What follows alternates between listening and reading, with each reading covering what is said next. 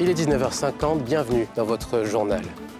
Dans les titres de l'actualité de ce 8 août 2023, année de la jeunesse, le gouvernement ivoirien lance un programme de formation à destination de 1000 jeunes, une formation au métier du numérique. On prendra ensuite la direction de Moscou, où nous irons prendre des nouvelles de la diaspora ivoirienne. Et au Niger, la junte vient de nommer un Premier ministre alors que la communauté internationale continue de réclamer un retour à l'ordre constitutionnel. Mesdames et messieurs, bonsoir. Très heureux de vous retrouver ce soir pour ce journal. Vous le savez, l'année 2023 est placée sous le signe de la jeunesse, une jeunesse qui voit les projets à son encontre se multiplier. Le gouvernement ivoirien vient de lancer un programme visant à former 1000 jeunes au métier du numérique. La formation va durer 6 mois et tournera autour de 4 métiers, notamment la maintenance électronique, le marketing digital, la cybersécurité et le métaverse. Salif Yalikoué. 2023, année dédiée à la jeunesse ivoirienne, par le chef de l'État, Alassane Ouattara. Pour traduire en actes cette volonté de l'exécutif ivoirien, plusieurs programmes sont initiés, dont la formation de 1000 jeunes au métier du numérique lancé par le ministre de la promotion de la jeunesse, de l'insertion professionnelle et du service civique. Il s'adresse aux jeunes ivoiriens de 18 à 40 ans ayant au moins le bac, avec pour objectif d'accompagner les diplômés en quête de nouvelles orientations professionnelles ou en inadéquation avec la formation reçue et les besoins du marché, se reconvertir dans les secteurs à fort potentiel d'insertion dans les villes d'Abidjan, de Yamoussoukro, d'Aloua, Korogo. L'inscription est ouverte donc du 8 août au 22 août 2023 sur le site de l'Agence Emploi Jeunes et le coût du projet se chiffre à 475 millions de francs CFA. Faire de la transformation digitale un levier de croissance économique. Tel est l'un des projets phares de l'État ivoirien, à en croire Amadou Koulibaly, ministre de la Communication et de l'Économie numérique, par ailleurs porte-parole du gouvernement, qui se félicite de cette formation. La digitalisation des habitudes, des méthodes de travail, des modes de pensée même, je dirais, sont des réalités auxquelles notre continent et très certainement dans notre pays ne peuvent échapper. Le gouvernement ivoirien l'a bien compris et c'est pourquoi le ministère de la Communication et de l'Économie numérique dont nous avons la charge est en train de mettre en œuvre plusieurs programmes, dont celui de l'inclusion sociale numérique. Nous devons développer des compétences dans les différents domaines du numérique en formant les acteurs et en les accompagnant. L'Agence Emploi Jeunes et Africa Digital Academy seront en charge de la mise en exécution de cette initiative pour améliorer l'employabilité de 1000 jeunes ivoiriens. Un programme sur 6 mois, 2 phases. Une première phase de formation pratique sur d'abord la citoyenneté numérique. Et comme vous savez, il ne s'agit pas uniquement pour nous de pouvoir donner de l'emploi à ces jeunes-là, mais de comprendre également quels peuvent être leurs rôles dans un monde en pleine mutation. Après, il y aura la phase également d'insertion. Donc, on a également travaillé avec des partenaires sur le plan local et international pour qu'à la fin, ces jeunes-là puissent avoir une expérience pratique et technique. Le PJGouv, dans lequel s'inscrit cette formation, permettra d'amplifier les actions en faveur des jeunes à travers l'accélération de la formation, de l'insertion professionnelle et de la promotion de l'entrepreneuriat des jeunes. Pour l'année 2023, le coût du PJGouv est de 361 milliards de francs CFA, dont 99 milliards pour la construction et la réhabilitation d'infrastructures de jeunesse. Et puis on vous emmène à présent à Moscou, capitale de la Russie. Moscou, où près de 1500 Ivoiriens vivent, étudient et travaillent. Mardoché Kouassi est parti à la rencontre de cette diaspora à des milliers de kilomètres de la mère patrie. Comment cette communauté est-elle organisée? Dans quelles conditions vit-elle et à quels défis fait-elle face? Roden University, Moscou. Claude Kouakou, étudiant ivoirien, y est inscrit depuis 1 an pour poursuivre ses études en économie après avoir obtenu un master à l'université de Korogo. Après des débuts difficiles, dus notamment à la barrière de la langue, il s'est parfaitement intégré et travaille à atteindre ses objectifs. Tu viens d'arriver dans une ville où tout le monde parle le russe, tu entends l'anglais rarement, le français même à peine tu peux entendre. Donc vraiment, c'était vraiment pas facile. Mais bon, avec l'aide des professeurs et autres et des amis que nous rencontrons, aujourd'hui, vraiment, on arrive à quand même s'exprimer. Et aussi également, il y a une communauté qui est ici, qui nous aide aussi dans l'apprentissage aussi de la langue. Donc ça fait que cela est vraiment vite passé aujourd'hui. Et je suis en train de faire mes premiers cours de master. Voilà, tout se passe vraiment bien à merveille. Comme Claude, de nombreux étudiants ivoiriens étudient à Moscou, en Russie. Certains bénéficient de bourses offertes par des universités russes, quand d'autres y sont inscrits à leurs propres frais. Mais ils font tous face au même défi. Il faut vraiment du courage et en tout cas avec le courage, on s'adapte petit à petit, quoi. Ici, c'est un peu plus compliqué pour le boulot. Les parents aussi, envoyer l'argent ici à tout moment, c'est un peu compliqué, surtout maintenant avec les sanctions. On essaie de jongler un peu avec les petits boulots. Pour assister ces étudiants ivoiriens lors de leur premier pas en Russie et faciliter leur intégration, les premiers étudiants ivoiriens de la période de l'URSS ont créé l'Union des étudiants et stagiaires ivoiriens, UESI Moscou. Cette association est aujourd'hui dirigée par Jean-Samuel Akossi, étudiant dans la capitale de la Fédération de Russie depuis 6 ans et qui continue à jouer son rôle auprès des nouveaux venus.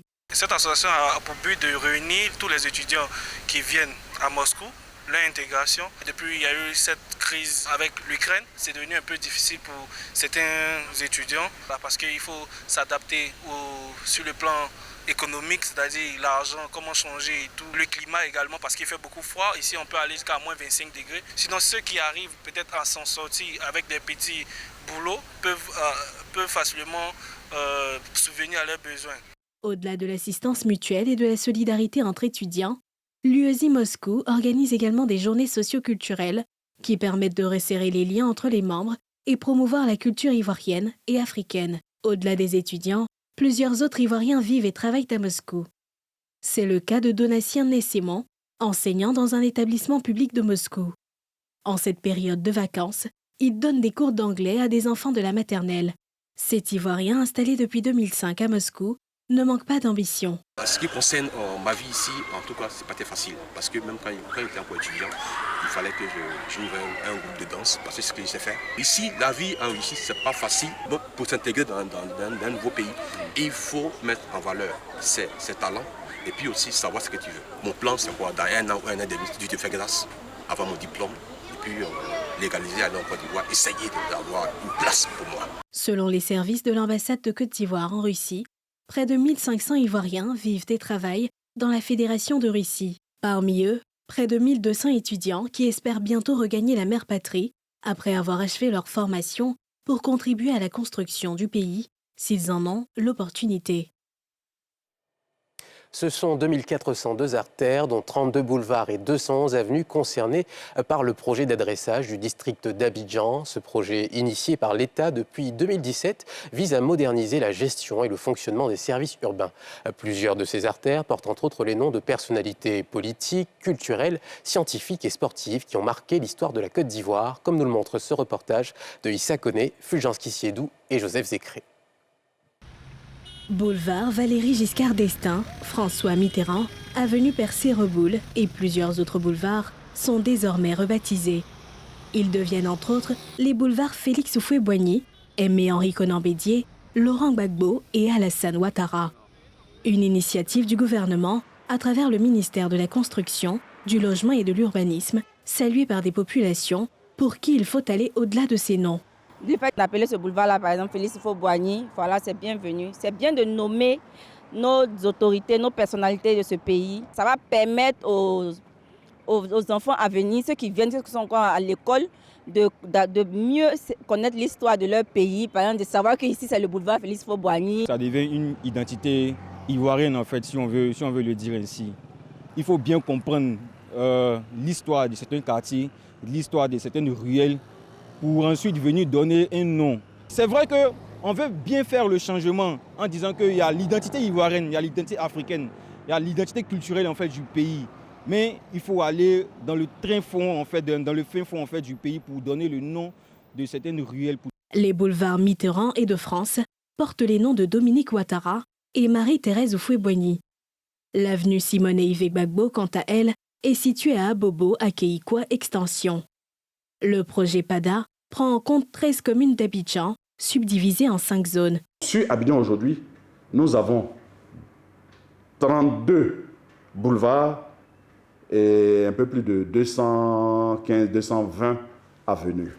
Ces noms sur ces boulevards et ces avenues, pour l'ensemble d'Abidjan, sont connus. Le processus que nous avons mis en place a impliqué les administrations centrales que nous sommes, les administrations décentralisées qui sont les communes, les chefs traditionnels qui sont dans nos quartiers, les chefs religieux sur le territoire, les associations de la société civile, les associations de jeunes, les associations de femmes, la grande chancellerie, le Burida et tous les acteurs.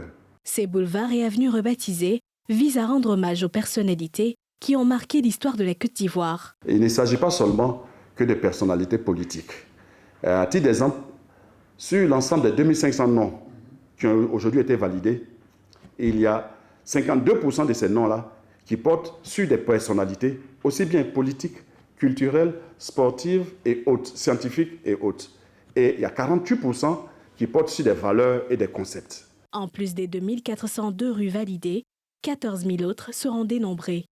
Les opérations de panneautage et des artères sont prévues dans les prochains mois à travers toute la ville d'Abidjan.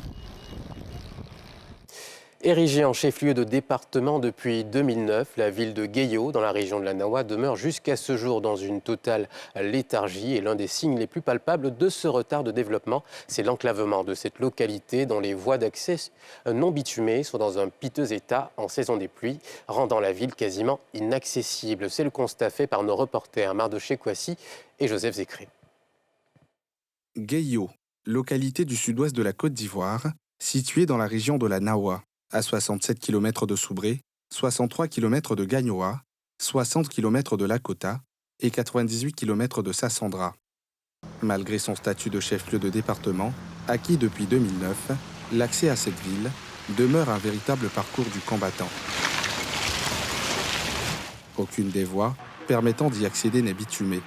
Et pour les véhicules qui s'y aventurent en saison des pluies, c'est la croix et la bannière pour les conducteurs. On souffre. Tu as vu cette queue-là? Je viens de régler mon camion, tu chutes là. Matin, je suis tiré sur le côté d'Abouya, à 18 km. Je suis obligé de rentrer en bas des camions pour serrer. Vraiment, c'est ça qui nous fatigue. Même quand on paye les pinés, à cause de l'état de la route, même si piné a trop fait, c'est 3 mois. S'il pleut, on est obligé de garer. Il y a beaucoup de côtes même là. Si on arrive là, on est obligé de les faire descendre. Ils vont marcher au moins 1 km. Et puis on va débrouiller pour monter côte là, et nos apprentis. Souvent, on peut faire 2 jours sur la route. Ça nous cause beaucoup de panne. Hein. Ouais, même tous les jours, je tentais de rouler. J'ai constaté un bruit. Ça fait pas. Je descends, je vérifie. Je constate que non, c'est mon ressort qui est cassé. Et comme je vais dans un village tout près là, donc je vais débrouiller par les déchets là-bas. Et après, je vais rentrer au garage. Ça nous fait perdre beaucoup de temps vraiment. Une situation qui affecte toutes les couches de la société à Guéyo, et particulièrement les transporteurs, dont l'activité dépend directement de la route. Nous avons d'abord un manque à gagner énorme par rapport à l'OTAN. Parce qu'un trajet où vous devez faire au moins 1 heure de temps, vous êtes obligé parfois de faire une journée tout entière. Avec souvent des pannes, des accidents. En tant qu'opérateur économique aujourd'hui, manque de route l'a fait aujourd'hui que même les institutions bancaires ne sont pas capables de venir s'installer. Donc nous avons aujourd'hui, à cause de la route, nous manquons un peu de tout à Guéyo. À défaut d'un bitumage, même si on pouvait au moins une fois dans l'année faire un reprofilage lourd, en tout cas ça pouvait nous arranger.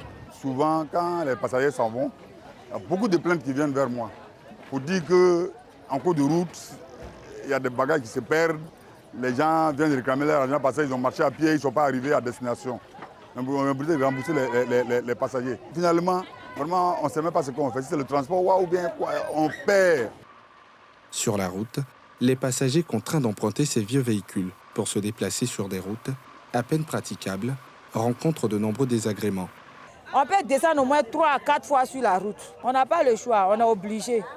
Parce qu'il n'y a pas l'autre route pour passer. Quand il pleut là, on nous dit 800 ici, Bodio. Mais quand il ne pleut pas aussi là, c'est 500. La dernière fois là, mon enfant était malade, il avait problème de sang. Pour aller à Soubré même là, on a eu les problèmes jusqu'à... Les problèmes d'accès à la ville de Guéyo constituent une menace constante pour les populations, qui sont exposées à toutes sortes de dangers, allant jusqu'à la perte en vie humaine. Toutes choses qui rendent la ville repoussante pour ceux qui s'y aventurent. L'état de la route a fait que, en venant à Guéo, on était découragé. 60 km non bitumés, mais on a fait près d'une demi-journée sur la route. Avec la saison pluvieuse, il y a des accidents, coupeurs de route, c'est dangereux. Il y a d'autres même, quand on les a affectés, ils ne sont pas arrivés à Guéo ici. Quand tu envoies quelqu'un à l'hôpital de Guéo et que ces médecins ne peuvent pas, ils évacuent directement ce patient-là sur Gagnoa. Or, la route n'est pas bonne. Donc, chaque année, il y a au moins 50% de patients qui meurent en route. Pour sortir de son enclavement, Guéo a besoin du bitume, ou à défaut que les voies d'accès bénéficient constamment, de reprofilage lourd. Du côté du conseil régional, on indique être à pied d'œuvre pour régler cette situation qui est commune à toute la région de la Nawa. Nous avons un environnement qui est difficile ici dans la Nawa. Nous avons beaucoup de pluie, c'est bien pour les plantations. Nous avons un sol qui est latéritique. Et en saison de pluie, c'est très difficile d'entretenir une piste. Donc nous avons alerté donc, le gouvernement en ce qui concerne nos routes, en ce qui concerne nos pistes, pour augmenter le nombre de pistes praticables dans la région. Nous nous battons tous les jours pour cela. Et c'est pour cela que nous avons acquis un certain nombre au cours de ce mandat, un certain nombre d'engins pour pouvoir nous-mêmes entretenir nos pistes à un coût moindre avec nos propres engins. Mais le bout du tunnel n'est peut-être pas loin pour Guéo, selon les autorités administratives rencontrées sur place. Des travaux de bitumage sur l'axe Lakota-Guéo sont annoncés pour ce dernier semestre 2023. L'entreprise chargée de l'exécution des travaux aurait déjà pris ses quartiers dans la ville. Le chef de la junte nigérienne, le général Abdourahmane Chiani, a nommé un Premier ministre à la suite du coup d'État du 26 juillet. Il s'agit de Ali Mahaman Lamine Zein, ancien directeur de cabinet et ministre des Finances de 2001, jusqu'au renversement de l'ancien président Mamadou Tandja par l'armée en 2010, une nomination qui intervient alors que les appels de la communauté internationale pour un retour à l'ordre constitutionnel se multiplient. Pierre Dipomela. Au moment où la CEDEAO cherche à rétablir l'ordre constitutionnel au Niger par une intervention militaire, la junte qui a séquestré le président Mohamed Bazoum et dissout les institutions du pays vient de nommer un nouveau Premier ministre, Ali Mahaman Lamine Zein, une figure bien connue des Nigériens, puisqu'il a été ministre dans le gouvernement Mamadou Tandja. L'annonce de sa nomination a été faite à la télévision publique par le porte-parole de la junte. Décret portant nomination du Premier ministre. Le président du Conseil national pour la sauvegarde de la patrie, chef de l'État, décrète, article 1er. Monsieur Lamine Zein Ali Mohamed est nommé Premier ministre. La vie, elle, reprend son cours normal à Niamey, après la fin de l'ultimatum de la communauté économique des États d'Afrique de l'Ouest. L'organisation n'exclut pas le recours à une intervention militaire pour établir l'ordre constitutionnel. Les dirigeants de la communauté économique des États d'Afrique de l'Ouest vont à nouveau se réunir jeudi à Abuja, la capitale du Nigeria, pour évoquer la situation au Niger, 2 semaines après le coup d'État. Et c'est la fin de ce journal. Merci d'être resté en notre compagnie. Je vous souhaite de passer une agréable soirée et on se retrouve demain.